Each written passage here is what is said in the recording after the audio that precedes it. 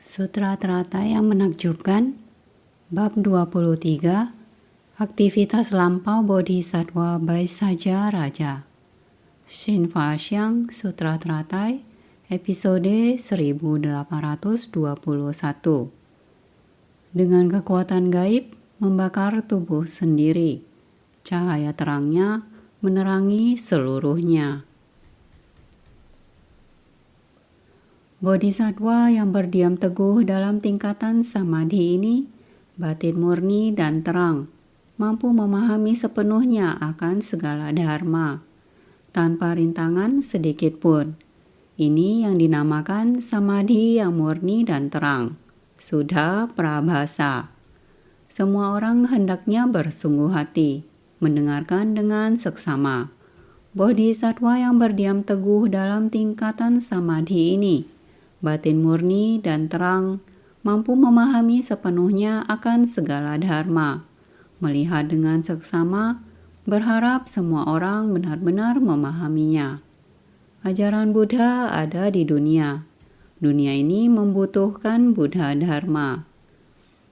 Karena kehidupan manusia begitu beragam, masyarakat, peristiwa, segala hal telah menjadi semakin kompleks, membutuhkan Dharma Buddha untuk memurnikannya. Diharapkan setiap orang dapat mengenal Dharma. Setelah mengalami kekacauan duniawi, dapat memahami bagaimana cara kembali pada sifat sejati yang murni. Kita harus benar-benar meresapinya. Jika tidak, maka dunia akan terus-menerus menjadi semakin tercemar. Hukum alam akan terganggu. Kehidupan serta pikiran manusia pun ikut menjadi sakit. Hal ini bukan hanya pada pandangan orang-orang masa kini saja. Pandangan lama menggemilangkan kebajikan cemerlang. Pandangan seperti itu sudah tidak ada lagi. Mereka menganggap pendidikan di masa lalu sudah ketinggalan zaman, tidak sesuai dengan kebutuhan zaman sekarang. Namun bagi orang-orang generasi sebelumnya, para sesepuh, orang yang lebih tua, masih tetap merasa bahwa pendidikan zaman dulu itu sederhana, jelas, mudah dimengerti. Menghafalkan beberapa kalimat bijak sudah cukup dijadikan pedoman hidup. Seperti demikian, beberapa kalimat baik tertanam dalam hati, meresap secara mendalam, maka arah hidup sepanjang hayat akan jelas. Sekarang, orang-orang tidak tahu arah. Bagaimana dengan masa lampau? Ajaran di masa lampau. Mereka merasa ajaran sudah ketinggalan zaman, tidak memadai untuk mereka gunakan. Oleh karena itu, masyarakat modern sekarang, bagaimana kita menghadapi masyarakat ini? Pengalaman mereka masih sangat dangkal. Jadi, hidup di tengah-tengah ini, mereka sangat kesulitan mengetahui arah dan prinsip mereka. Tidak begitu jelas dan mengerti.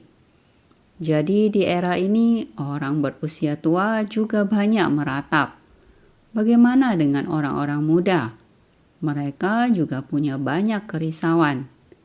Jadi, di era ini, namun di era ini ada juga hal yang baik. Kita harus bersyukur dan memanfaatkannya. Bagi saya sendiri, karena saya menerima ajaran dari orang-orang di masa lampau, bagaimana standar dan teladan moral orang di masa lalu, kita telah melihatnya. Kita telah jelas dan memahami, tahu tentang teladan dan moral dalam kehidupan. Kita tahu dengan jelas bagaimana mereka membina kepribadian, bagaimana mereka mengamalkan sesuai yang diajarkan. Kita sangat jelas. Orang-orang muda zaman sekarang, generasi paruh baya dan generasi muda, kita dapat melihatnya dengan lengkap. Generasi paruh baya di era mereka, ketika mereka masih muda, mereka melihat orang tua mereka mengalami masa-masa sulit. Mereka tahu bagaimana berbakti, memahami jasa kebaikan orang tua mereka. Jadi mereka masih memiliki rasa terima kasih kepada orang tua. Berbakti kepada orang tua adalah hal yang seharusnya mereka lakukan. Sekarang, generasi muda membutuhkan pendidikan. Pendidikan berarti perlu mendidik anak-anak, mengirim mereka untuk belajar dan meninggalkan kampung halaman, dari selatan ke utara, dari utara ke seluruh pelosok dunia. Dahulu mengirim anak ke luar negeri, bahkan pelajar luar negeri yang masih kecil, mereka merasa sangat bangga memiliki anak yang mengemban pendidikan di luar negeri. Namun saat ini sudah berbeda. Anak ada di mana? Oh, berada di tempat yang jauh. Apakah pernah pulang mengunjungi kalian? Jangan berharap, sangat lama. Mengapa demikian? Apakah begitu sibuk? Anak mereka sendiri perlu diurus, tidak dapat merawat orang tua lagi. Oh, begitu. Kata-kata yang diucapkan orang tua setengahnya merupakan kesedihan, ketidakberdayaan. Setengahnya lagi, sebagian masih memiliki anak di desanya, juga merasakan sedikit terhibur. Mereka pun dapat mengatakan, cucu sudah lulus kuliah. Mereka menikah dan berkeluarga di sana. Mereka memiliki pencapaian. Mengungkapkannya dengan penuh sukacita. Jika kembali ke kehidupan mereka yang sebenarnya, mereka pun berkata, sungguh tidak berdaya. Saat ini selalu kesepian. Terkadang saat sakit, tidak ada orang di sekitarnya. Segala sesuatu harus dilakukan sendiri. Saya pun berkata, saat ini jika kalian berada di Seci, keluarga ini masih sangat besar. Kalian tidak perlu khawatir. Dia kemudian berkata, saat ini saudara sedharma lebih dekat daripada keluarga sendiri. Betul, sangat beruntung kita memiliki keluarga besar ini. Sesyong Secie sering memberi perhatian, sering mengunjungi. Demikian juga sudah merasa puas.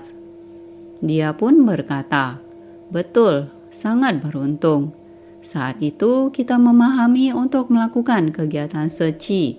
Kan Master? Benar. Jika saya mendengarnya, saya akan mengatakan kepada mereka lagi. Kalian harus melanjutkan pekerjaan ini. Manfaatkan hidupmu. Selama kamu bisa berbicara, beritahu semua orang. Selama kamu bisa berjalan, kamu harus bergabung dalam kegiatan komunitas. Jangan mengunci diri sendiri di rumah. Seiring berjalan waktu, jika kamu mengurung diri, pendatang baru tidak akan mengetahui kamu. Kamu secara perlahan akan menjauh dari Seci. Relawan paruh baya dan relawan lebih muda akan secara perlahan tidak mengenal dirimu. Kamu harus mengambil inisiatif untuk berhubungan dengan mereka. Kita harus mewariskan ke generasi paruh baya dan menemani mereka, sehingga di masa depan kita membutuhkan mereka untuk merawat dan menemani kita. Terlepas dari ikatan biologis, kita membutuhkan cinta. Lebih lagi, cinta kita disebut dengan cinta yang sadar. Kita harus menumbuhkan cinta yang sadar. Kita harus berhubungan satu sama lain. Kita harus keluar sehingga orang-orang dapat menunjukkan kepedulian. Seperti kita sekarang peduli kepada orang lain juga akan peduli kepada kita. Saling peduli ini akan terus berlanjut menjadi sebuah siklus kebaikan. Dunia adalah keluarga besar dari cinta yang sadar. Kita tidak hanya berharap untuk mengandalkan anak-anak kita sendiri. Anak pada zaman sekarang mendampingi anak mereka di luar. Bagaimana dengan kita? Kita adalah keluarga besar Dharma, di mana semua orang saling mendampingi. Seperti ini adalah lebih dapat diandalkan. Betul, memang harus demikian. Saya juga memberitahu mereka, kalian harus ingat ya, kita semua menitipkan usia kita sebanyak 50 tahun. Jadi kita semua masih muda. Begitu mendengar kata-kata ini, semua orang membusungkan dadanya. Tubuh mereka duduk dengan tegak. Master benar, saya sekarang baru usia 30 tahun lebih. Hanya umur 40 lebih saja. Benar, mengingat saat itu di usia 40 kita bekerja keras. Ketika itu kita baru mulai debut di masyarakat. Betul ya, setiap hari adalah permulaan dari kehidupan. Demikian saya menyemangati mereka. Kita sudah mendepositokan 50 tahun dari usia kita. Setiap orang menjadi lebih muda. Setiap orang menggenggam setiap detik. Jadi kita sekarang di tahun 2020, kita terdampak pandemi COVID-19. Gelombang kali ini membuat orang sangat takut. Takut, tapi bisa apa kita? Ada yang bilang, genggam waktu. Kita ikut kelompok bedah buku. Kita ikut kebaktian pagi. Mendengarkan dharma. Karena tidak perlu masuk kerja, tidak perlu bekerja. Semua ikut bedah buku. Jadi mereka ikut kelompok bedah buku. Setelah bedah buku, setiap orang mendiskusikan kesan batinnya. Ini membuat saudara sedharma menjadi semakin dekat kembali. Sungguh, gelombang ini sangat halus. Meskipun pandemi sangat serius, semua orang sangat takut. Ada hal lain. Hal ini dapat meningkatkan emosi orang. Berinteraksi, merasakan cinta, berpikir dengan tenang, membaca dan mendengarkan dharma dengan sungguh. Menenangkan diri untuk meninjau. Ini benar-benar pendidikan yang hebat. Sama seperti ketika berinteraksi dengan Kanada dan Hong Kong. Insan suci Kanada mengatakan mereka lebih tekun. Semua orang berinteraksi dan bersosialisasi satu sama lain. Mereka lebih penuh perhatian dan berpikir tentang Buddha Dharma.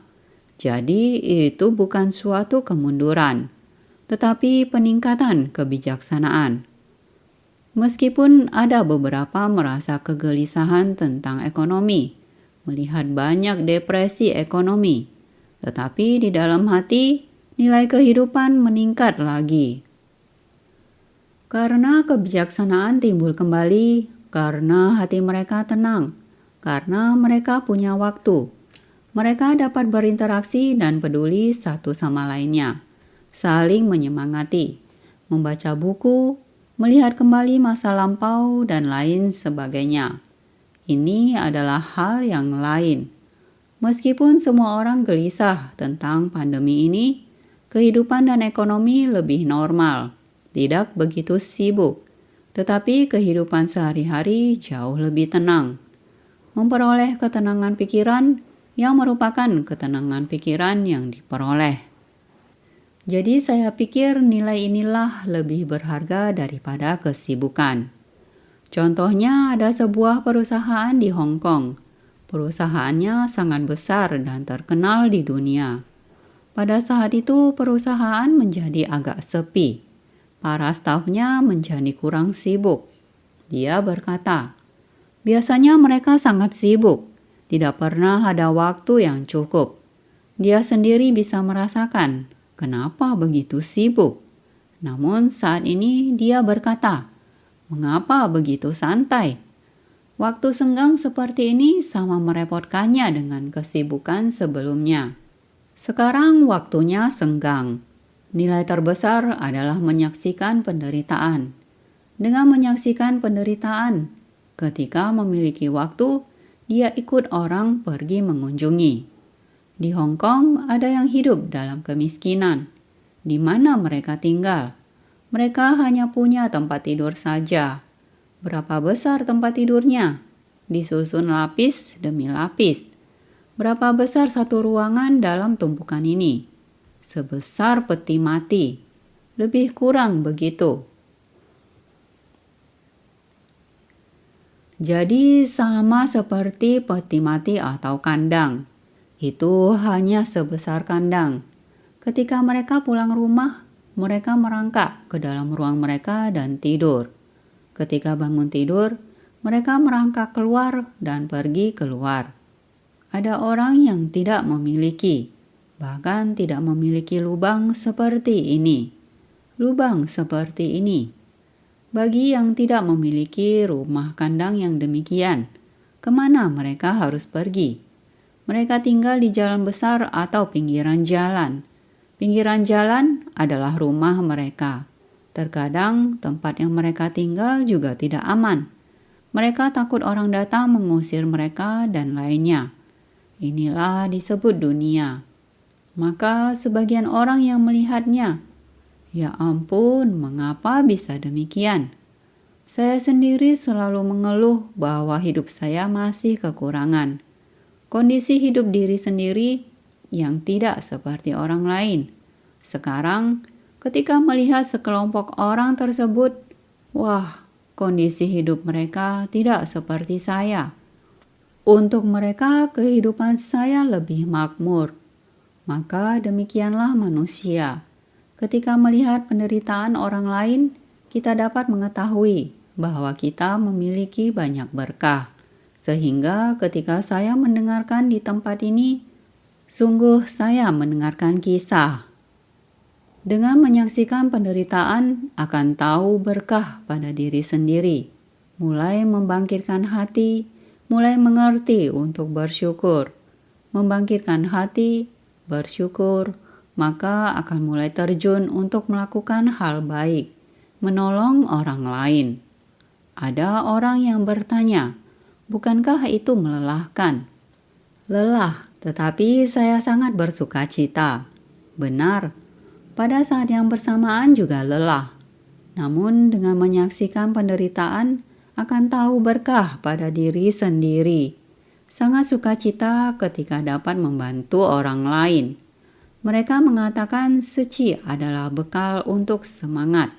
Maka mereka memperoleh sukacita dari batin yang mendalam.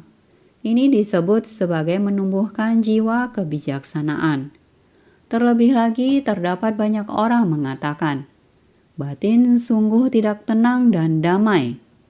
Berkat kata perenungan, memberikan kedamaian dan ketenangan pada batin mereka. Mereka menggunakan kata perenungan untuk membimbing arah hidup orang lain. Inilah yang dibutuhkan pada saat ini. Jadi ketika kita berada di dunia, dalam kedamaian, kita harus berkata, kita diberkahi, kita harus bersyukur. Kita tidak perlu melihat penderitaan sebelum kita menumbuhkan berkah. Ketika kita melihat penderitaan, hidup sudah penuh dengan penderitaan. Kita harus selalu bersyukur. Bersyukur atas hari-hari yang kita jalani.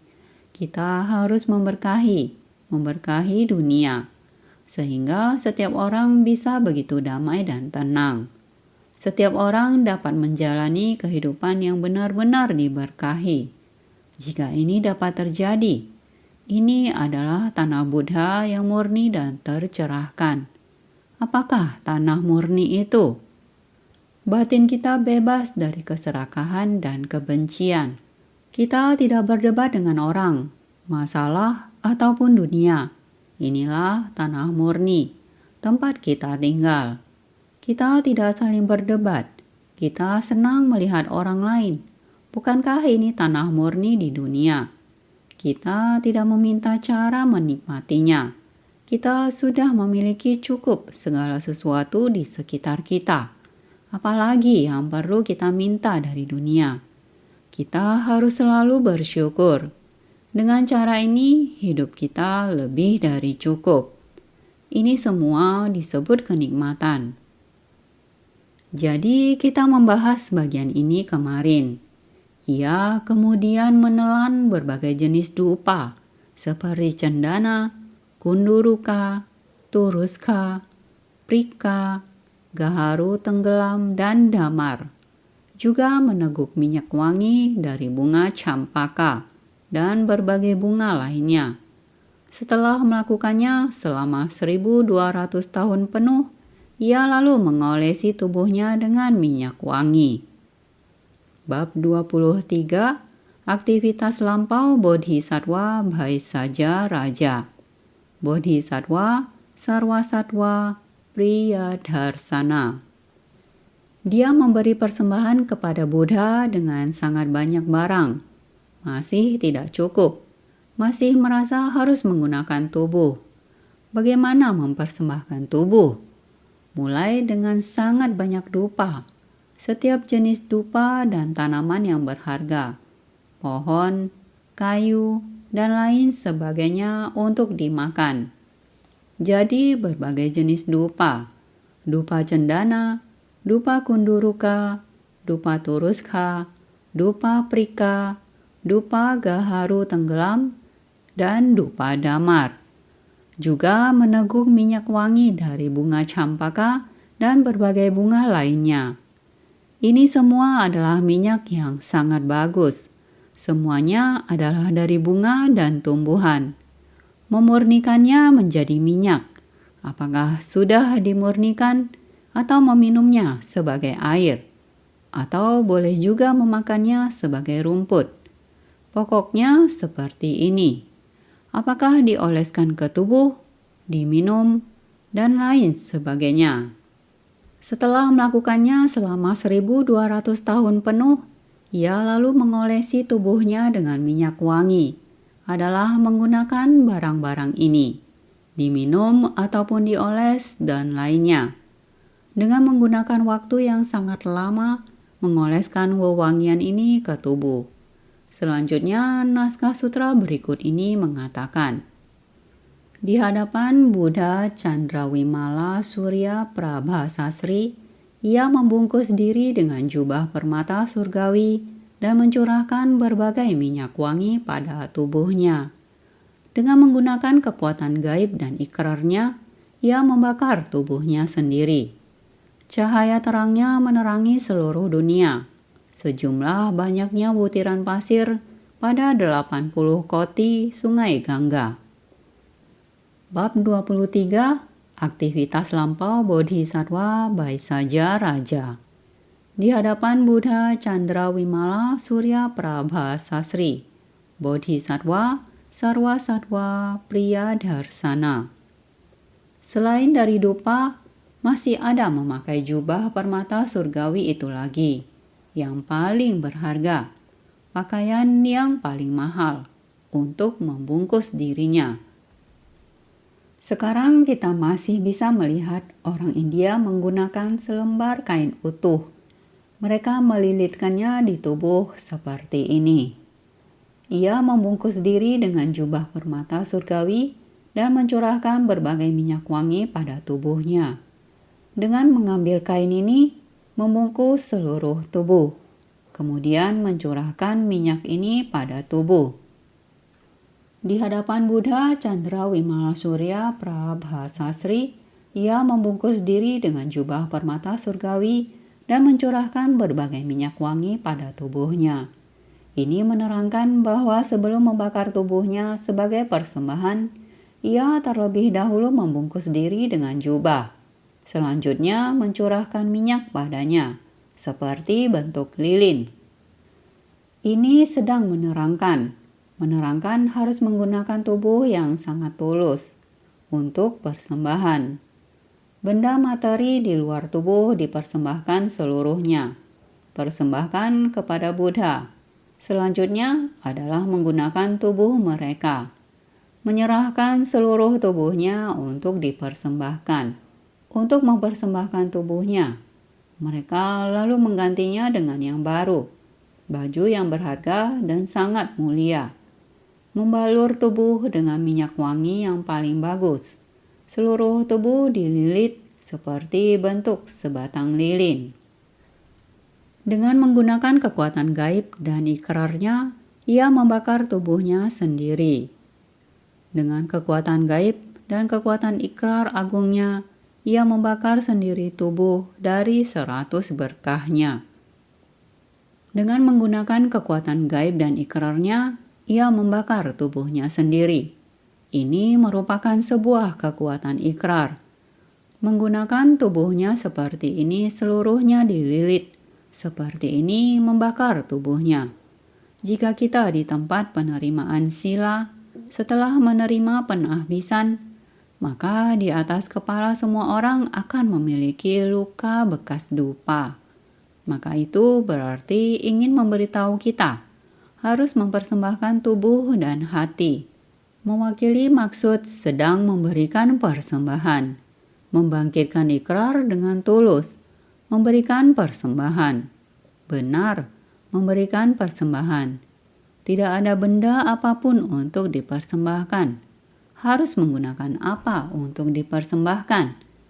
Pada saat dia paling tulus, di waktu saya masih muda. Juga pada waktu itu harus menggunakan apa yang bisa mengungkapkan ketulusan saya, untuk mengungkapkan tekad saya, untuk merepresentasikan persembahan saya yang paling tulus. Jadi gubuk kecil pada waktu itu. Setiap penanggalan lunar tanggal 24. Setiap bulan, di tanggal 24 lunar, saya menyalin sebuah kitab. Di saat yang sama berarti 1 kali membakar dupa dengan lengan. 1 kali membakar dupa. Jadi persamuhan Baishaja Raja kali ini juga memilih menggunakan hari di tanggal lunar 24 setiap bulannya. Ini berarti dengan tulus, dengan giat bersemangat, menunjukkan persembahan dengan kekuatan batin yang paling tulus. Kita saat ini semuanya terakumulasi berkumpul pada saat ini. Kami setiap bulan pada hari ini, kita akan membagikan bantuan. Di masa lampau mereka membawa seluruh anggota keluarganya. Kita akan memasak makanan yang enak, agar mereka sekeluarga bisa makan bersama di sini. Membawa pulang materi yang berlimpah. Sangat berharap pembagian bantuan setiap bulan. Saat ini bagaimana? Kurang lebih sudah diantar ke rumah mereka. Karena mau mereka datang, transportasi juga kurang leluasa. Saat ini kita menyuruh orang dengan materi dikirim ke tempat. Masih sama setiap bulan dengan barang-barang ini dipersembahkan ke mereka agar bisa melalui kehidupan. Tidak perlu khawatir, ini sama halnya menunjukkan ketulusan. Juga Bodhisattva masuk ke kerumunan masyarakat untuk bersumbangsi. Ini juga adalah jalan Bodhisattva. Demikian, apakah bukan memberi persembahan? Adalah memberi persembahan. Karena ajaran Buddha, Bodhisattva ada di dunia. Bodhisattva dunia setidaknya dapat mengirim materi ke rumah mereka sebulan sekali. Bodhisattva biasanya di komunitas, di dunia, bisa memberi pengajaran, pergi bersumbangsi. Saat ini, hal yang mau dilakukan sebenarnya sangat banyak. Jadi mereka adalah Bodhisattva yang terus-menerus bersumbangsi untuk dunia. Ini juga merupakan persembahan perilaku. Kita menyatukan jiwa dan kekuatan kita. Ini adalah kekuatan ikrar agungnya. Tidak peduli seberapa kuat satu orang, itu tidak ada gunanya. Yang kita butuhkan adalah orang-orang untuk bekerja sama, karena kekuatan itu terus bersatu. Dengan kekuatan ini, kita dapat mengeluarkan diri untuk membantu orang-orang di setiap sudut.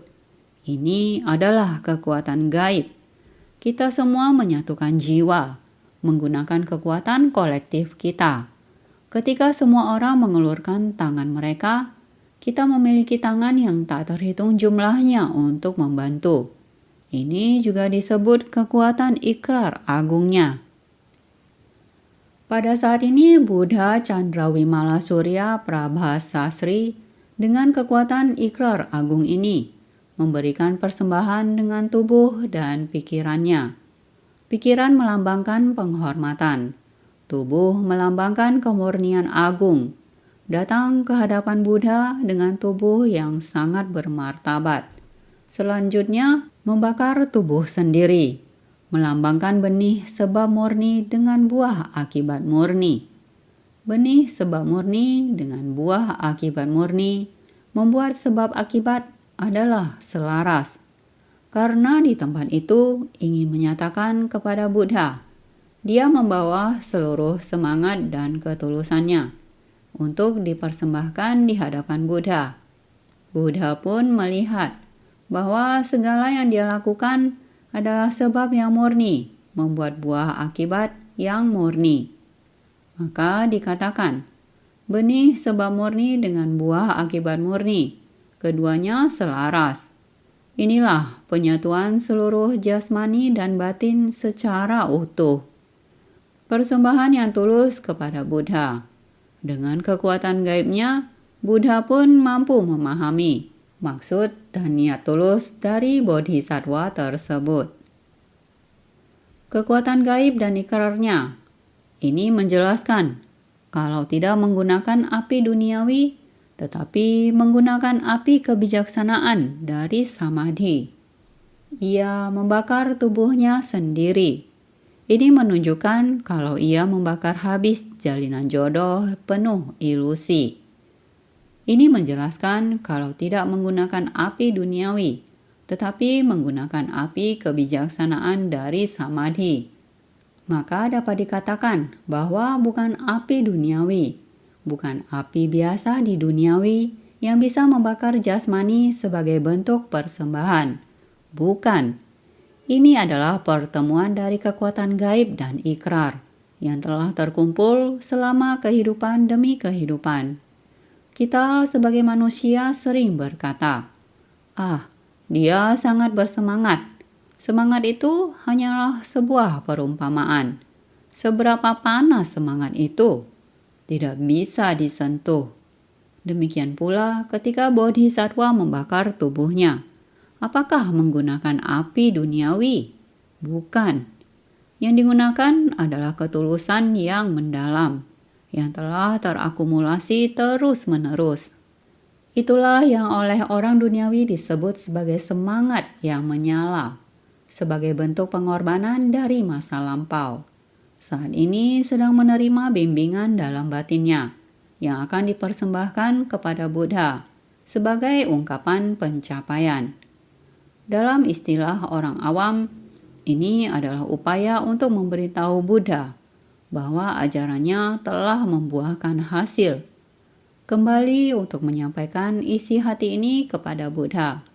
Oleh karena itu, menggunakan api kebijaksanaan dari samadhi. Samadhi yang berarti pikiran yang tidak terpencar, menjadi satu kesatuan. Dan kekuatan konsentrasi ini hingga memunculkan kekuatan gaibnya yang memungkinkan batinnya menyatu, berkomunikasi dengan Buddha. Buddha juga memahami segalanya meski tanpa kata-kata. Semuanya sangat berlimpah, semangat yang mendalam dan sumbangsih kepada semua makhluk. Buddha sepenuhnya mengerti. Oleh karena itu, ia membakar tubuhnya sendiri.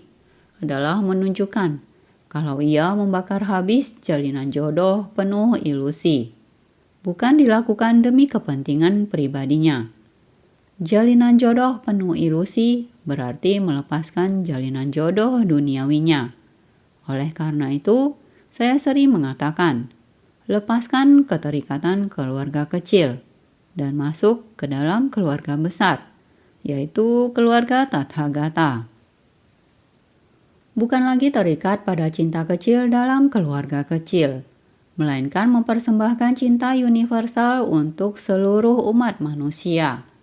Kekuatan semangat ini kembali pada sifat hakiki Tathagata. Ini sangat halus dan menakjubkan. Ini bukan tentang urusan duniawi, melainkan telah melampaui urusan duniawi. Bodhisattva harus semangat masuk ke tengah masyarakat dan kembali untuk menyampaikan isi hati kepada Buddha. Mengorbankan tubuh dengan membakar diri adalah sejenis praktik keras. Praktik keras yang landasannya adalah menundukkan wujud aku, Atma Samsna. Wujud aku berorientasi pada pandangan jati diri, Sakaya Dirsti. Sedangkan pandangan jati diri adalah tempat bersandarnya segala kerisauan. Begitu pandangan ini dikosongkan, maka segala kerisauan juga lenyap. Kata-kata ini menjelaskan tentang bagaimana makhluk awam mengatasi pandangan jahat. Mengorbankan tubuh dengan membakar diri adalah sejenis praktik keras. Sebenarnya Bodhisattva Vaishaja di masa lampaunya sangat banyak melatih praktik keras. Tidak bisa disebutkan satu persatu. Praktik keras itu sampai sekarang hanya disinggung sekilas saja. Tetapi yang penting adalah mengorbankan tubuh dan batinnya. Dia rela demikian. Tidak hanya terjun ke dalam kerumunan orang banyak, bersumbangsi, kembali untuk mempersembahkan kepada Buddha. Bahkan dengan tubuhnya sendiri, dia rela untuk mempersembahkan. Demikian diekspresikan, bukan api sungguhan. Jadi sejenis praktik keras, baik itu menapak di atas air atau melompat melewati api. Kita juga sering mengumpamakan demikian, menapak di atas air atau lompat melewati api. Aku juga bersedia. Ini juga merupakan suatu kata sifat. Ini artinya tidak takut susah. Aku bersedia melakukannya. Praktik keras yang landasannya adalah menundukkan wujud aku, Atma Samsna. Orang yang berani untuk melakukan praktik keras adalah merupakan wujud tanpa aku. Wujud aku berorientasi pada pandangan jati diri, Sarkaya Dirsti, yaitu kita memiliki tubuh ini. Jadi penderitaan besar manusia adalah karena adanya tubuh ini. Tubuh ini memberikan rintangan paling besar buat kita. Jadi pandangan jati diri adalah tempat bersandarnya segala kerisauan. Segala kerisauan kita adalah bermula dari adanya tubuh ini. Begitu pandangan ini dikosongkan, maka segala kerisauan juga lenyap. Asalkan kita tidak memiliki tubuh ini, maka tidak akan ada kerisauan apapun. Kata-kata ini menjelaskan tentang bagaimana makhluk awam mengatasi pandangan jahat. Oleh karena itu, tekun dalam melakukan praktik keras ini dimaksudkan untuk mengatasi kerisauan. Kata-kata itu juga berkaitan dengan jasa kebajikan dari Bodhisattva ini. Bodhisattva telah menyempurnakan praktik berjasa pahalanya, membuat keagungan dari berkah kebajikannya bersinergi di mana saja dengan prasnanya. Itu sebabnya tubuh balasannya adalah setara dengan tubuh dharmanya. Tubuh dharma ini memiliki keharuman dari segala jasa kebajikan, juga dilengkapi dengan kebajikan dari cahaya kebijaksanaan. Inilah makna dari mampu membakar diri dengan hebat. Akan tetapi, tetap saja belum merasa puas. Makanya melimpahkan tubuh kebijaksanaannya, Yana kaya ini kepada Buddha. Inilah makna dari membakar diri sebagai persembahan kepada Buddha. Kata-kata itu juga berkaitan dengan jasa kebajikan dari Bodhisattva ini. Bodhisattva telah menyempurnakan praktik berjasa pahalanya. Dia telah melakukan apa yang harus Bodhisattva lakukan. Maka itu, pahala kebijaksanaan telah sempurna. Jadi, membuat keagungan dari berkah kebajikannya bersinergi di mana saja dengan prasnanya. Semua yang telah dia lakukan dipenuhi dengan kebijaksanaan, sesuai dengan kebijaksanaan. Menciptakan berkah adalah juga melatih kebijaksanaan. Menciptakan berkah juga merupakan aksi dalam kebijaksanaan. Itu sebabnya tubuh balasannya adalah setara dengan tubuh dharmanya. Yang dilakukan oleh Bodhisattva adalah menumbuhkan jiwa kebijaksanaan mereka. Tubuh dharma ini memiliki keharuman dari segala jasa kebajikan. Keharuman dari jasa kebajikan adalah 6 keharuman yang kita bahas sebelumnya, yang mengacu 6 paramita dan puluhan ribu praktiknya telah selesai. juga dilengkapi dengan kebajikan dari cahaya kebijaksanaan.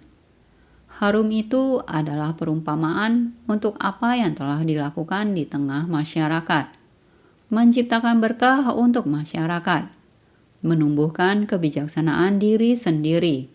Inilah yang dinamakan dengan pahala kebajikan. Ini adalah maksud dari inilah makna dari mampu membakar diri dengan hebat. Dari diri sendiri yang sangat peduli dalam bersumbangsih. Akan tetapi tetap saja belum merasa puas. Makanya melimpahkan tubuh kebijaksanaan. Jnana kaya ini kepada Buddha. Ini semua berasal dari ajaran Buddha. Membakar diri sebagai persembahan kepada Buddha. Inilah cara dia berdedikasi kepada Buddha. Saya dapat melakukan ini karena ajaran Buddha. Cahaya terangnya menerangi seluruh dunia sejumlah banyaknya butiran pasir pada 80 koti sungai Gangga. Dengan menerapkan kekuatan gaib, mampu menerangi dunia sebanyak butiran pasir pada 80 koti sungai Gangga. Artinya menghapus noda kotoran pada 8 kesadaran. Cahaya terang menerangi seluruhnya. Menunjukkan kalau mengeluarkan cahaya sejati dari batin yang jernih tanpa noda untuk menerangi alam dharma.